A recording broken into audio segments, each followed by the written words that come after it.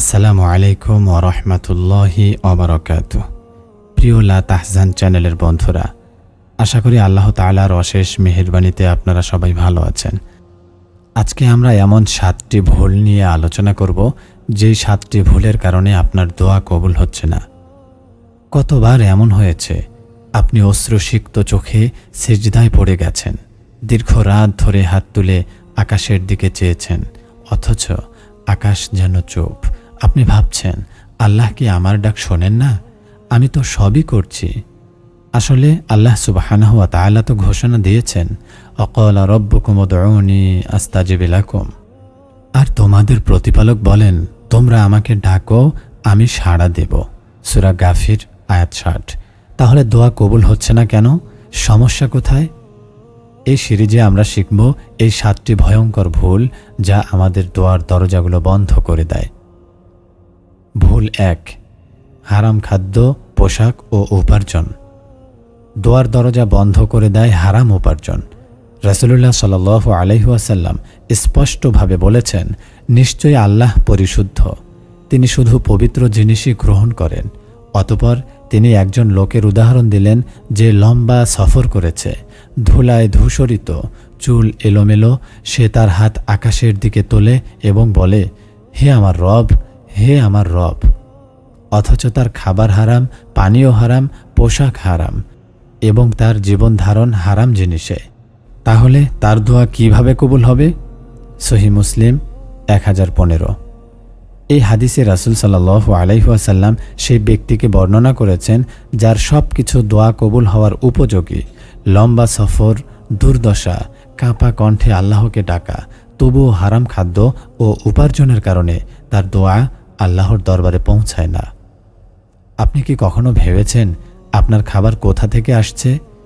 ঘুষ, সুদ, হারাম ব্যবসা, অন্যের অধিকার হরণ করে উপার্জিত টাকা? এই সব দিয়ে খাবার খেলে, পোশাক কিনলে, তাহলে আপনি আল্লাহর কাছে ডাকার আগেই নিজের কণ্ঠ নিজেই বন্ধ করে ফেলছেন। নিজেকে জিজ্ঞেস করুন, আমার উপার্জন কি হালাল? আমি কি হারাম কিছু ভোগ করছি? আমি কি কারো অধিকার নষ্ট করেছি? যদি উত্তর হয় হ্যাঁ, তাহলে এখনই তওবা করুন। দোয়া কবুলের প্রথম চাবি নিজেকে হারাম থেকে পরিষ্কার করা। ভুল 2, অন্তরের অনুপস্থিতি, মনোযোগহীন দোয়া। শুধু মুখের কথা নয়, চাই হৃদয়ের কান্না। অনেকেই দোয়া করে, কিন্তু তাদের হৃদয় সেই দোয়ার সাথে থাকে না। জিহ্বা চলে, কিন্তু অন্তর ঘরে অন্যখানে। রাসূল সাল্লাল্লাহু আলাইহি ওয়াসাল্লাম বলেন, আল্লাহ এমন কোনো অন্তরের দোয়া কবুল করেন না যা উদাসীন ও গাফিল থাকে। তিরমিজি 3479। আপনি যখন দোয়া করছেন, আপনার মন কি সোশ্যাল মিডিয়ায়, অথবা আপনার মাথায় কি খালি বাজার, ঘর, বাচ্চার চিন্তা? দোয়া মানে হচ্ছে হৃদয়ের আর্তনাদ। দোয়া হচ্ছে, আল্লাহ তুমি আছো, আমি জানি, আমার দরকার শুধু তোমাকেই। আপনি যদি দোয়া করেন শুধু রুটিনে বা শিখে রাখা কিছু বাক্য মনে না রেখেই আওড়ান, তাহলে সেই দোয়া হৃদয়ের কান্না হয় না, আর আল্লাহ শোনেন হৃদয়ের ডাক। কুরআনের উদাহরণ, ইয নাদা রাব্বাহু নিদাআন খাফিয়্যা, যখন সে তার প্রতিপালককে চুপিসারে ডাকল। সূরা মারইয়াম আয়াত 3। এই আয়াতে জিকির করা হয়েছে হযরত জাকারিয়া আলাইহিস সালাতু ওয়াস সালামের দোয়া। তিনি ডেকেছিলেন ধীরে, সশ্রদ্ধ কণ্ঠে, একান্তভাবে, হৃদয় থেকে। এভাবেই দোয়া কবুল হয়। আপনি যা করতে পারেন, দোয়ার আগে কিছু সময় নিয়ে আল্লাহকে স্মরণ করুন। নিজের প্রয়োজনটি কল্পনায় আনুন, তারপর কাঁদুন। বাংলা ভাষায় হলেও অন্তর থেকে দোয়া করুন। কোনো নিখুঁত আরবি দরকার নেই, দরকার অন্তরের কান্না। ভুল 3, গুনাহে লিপ্ত থাকা অথচ দোয়ার আশা করা। দোয়া ও গুনাহ একসাথে চলতে পারে না। অনেকে চোখে পানি এনে দোয়া করে, কিন্তু সেই চোখ দিয়ে পরক্ষণেই হারাম দেখে। আবার কেউ রাতের অর্ধেকে কান্না করে, অথচ দিনের আলোতেই গীবত করে, অপবাদ দেয় বা রিয়া করে। আল্লাহ বলেন, আল্লাহ তার বান্দার অবস্থার পরিবর্তন করেন না যতক্ষণ না বান্দা নিজে নিজেকে পরিবর্তন করে। সূরা রদ আয়াত 11। দোয়ার পথ নিজেই রুদ্ধ করছেন। আপনি যদি নিয়মিত গান শোনেন, হারাম দৃশ্য দেখেন, 5 ওয়াক্ত সালাত ত্যাগ করেন, অন্যের হক নষ্ট করেন, তাহলে আপনি আল্লাহর পথে এগিয়ে না গিয়ে পেছন ফিরছেন।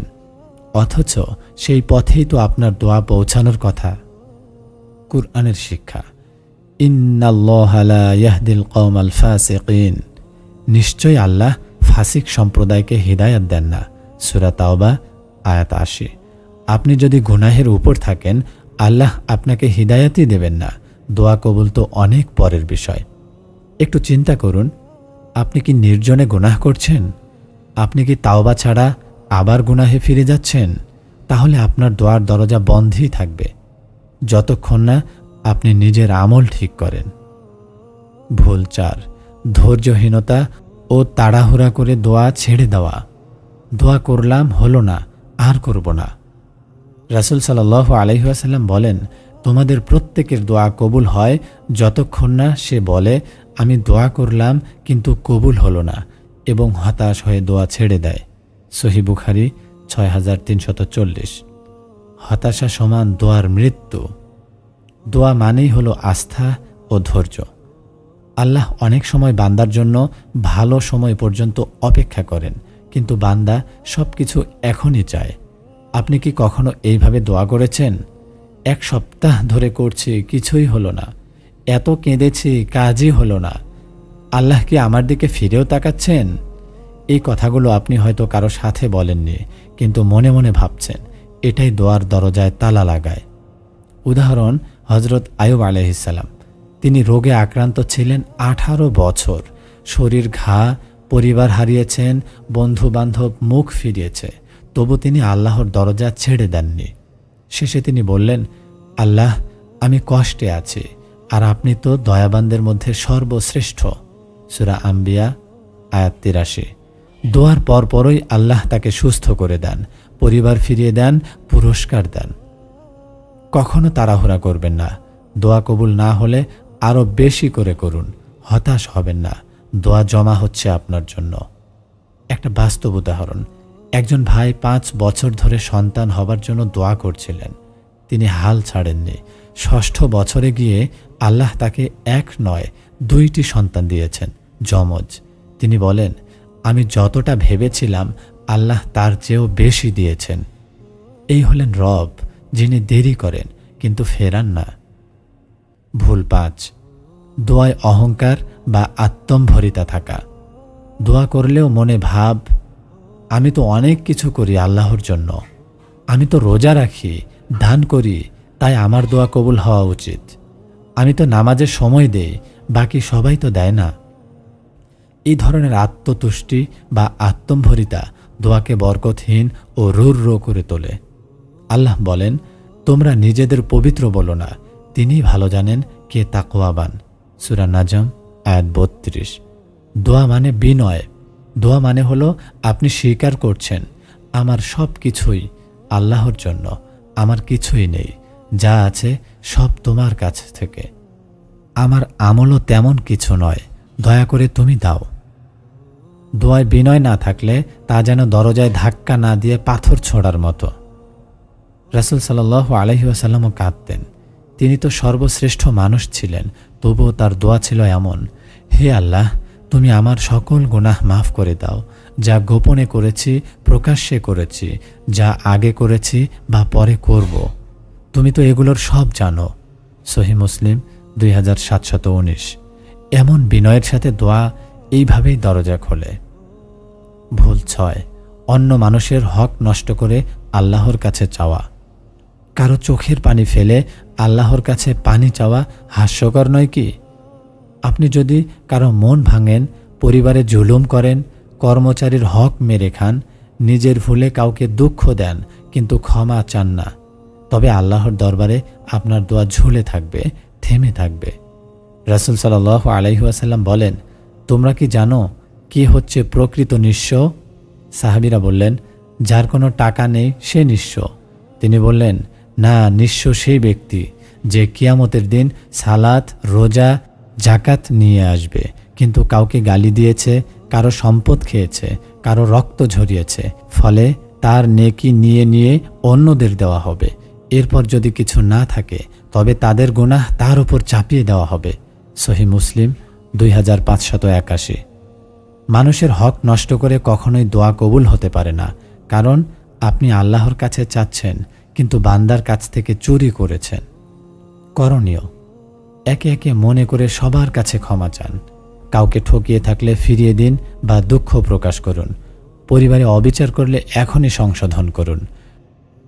ভুল 7, আল্লাহ সম্পর্কে খারাপ ধারণা রাখা। আল্লাহ আমাকে শোনেন না, এই বিশ্বাসী দোয়ার মৃত্যু। আল্লাহ বলেন, আমি আমার বান্দার ধারণা অনুযায়ী তার সাথে আচরণ করি। সহিহ বুখারী ও মুসলিম। আপনি কিভাবে ভাবছেন আল্লাহ তো আমার দোয়া শুনবেন না? আমার পাপ অনেক, আল্লাহ তো আমাকে দয়া করবেন না। আমি তো ব্যর্থ, আল্লাহ আমাকে কিছুই দেবেন না। এগুলো আপনার দোয়ার জবাবকে বিলম্বিত করে না, বরং বাতিল করে দেয়। আল্লাহর প্রতি উত্তম ধারণা রাখুন। তোমার রব তো উদার, তিনি যেন লজ্জা পান বান্দা যখন হাত তোলে, আর তিনি তা খালি ফেরান না। তিরমিজি 3556। আল্লাহ কাউকে ফেরান না যদি বান্দা আশা না ছাড়ে। একজন নারী দীর্ঘদিন নিঃসন্তান ছিল। একদিন তার এক বান্ধবী বলেন, তোমার জন্য দোয়া করেছিলাম, জান্নাতের বাগানের মতো সন্তান চাও, হয়তো আল্লাহ দেবে। সেই নারী বলেন, আল্লাহ তো আমাকে দেবেন না, আমি কাদের মতো ভাগ্যবান। এই অবিশ্বাসী তাকে আরও দীর্ঘ সময় সন্তানহীন করে রাখে। শেষে সে কান্নাকাটি করে বলে, আল্লাহ আমি ভুল করেছি, তুমি তো সব দিতে পারো। পরের বছরই সে মা হয়। আল্লাহকে ছোট ভেবে কখনো কিছু চাইবেন না। দোয়া কবুলে ফিরে যাওয়ার পথ। হালাল জীবনযাপন করুন, গুনাহ থেকে তাওবা করুন, ধৈর্য ধরুন, অন্তর দিয়ে ডাকুন। অহংকার না করে ভিক্ষুকের মতো কিছু চান। অন্যের হক ফিরিয়ে দিন। আল্লাহর দরজায় ভরসা রাখুন। আপনার জন্য দোয়া। হে আল্লাহ, এই কথাগুলো যিনি শুনলেন তার সব দোয়া কবুল করে দাও। তার চোখের পানি যেন কোনো দিন বৃথা না যায়। তার হৃদয়ের ব্যথা যেন তুমি জানো, বুঝো, আর তা মুছে দাও। তুমি যেভাবে সুরাহ করে দাও অবিশ্বাস্যভাবে, সেই করুণা তাকে দাও হে রব।